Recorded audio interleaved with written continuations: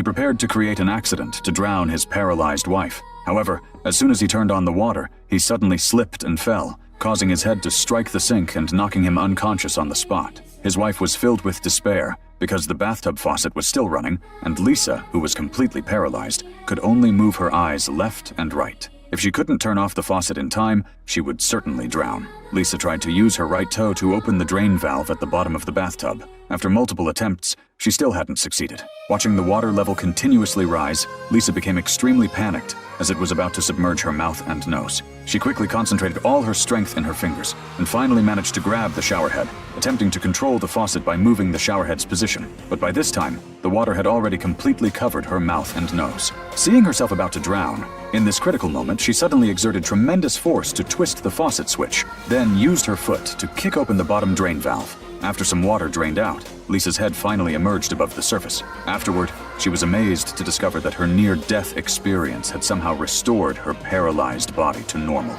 She placed both hands on the edge of the bathtub and slowly pulled herself up, wanting to check on her husband's injuries. Strangely, her husband, who had just been lying on the floor, had vanished, leaving only a trail of bloody footprints. Lisa realized that if her husband discovered she was still alive, he would certainly attempt to kill her again.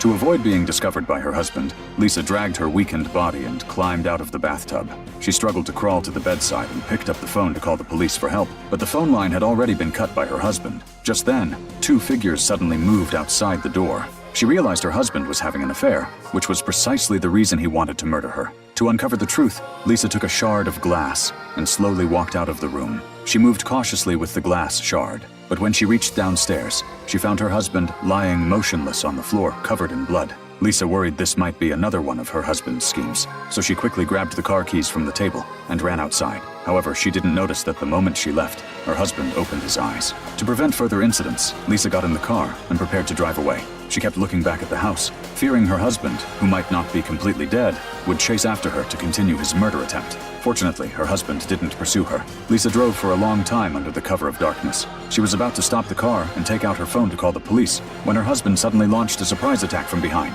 In her panic, Lisa could only slam on the accelerator, but ultimately lost control of the vehicle and plunged into the lake. Will Lisa finally escape her husband's pursuit and attempted murder? This thrilling movie is called What Lies Beneath,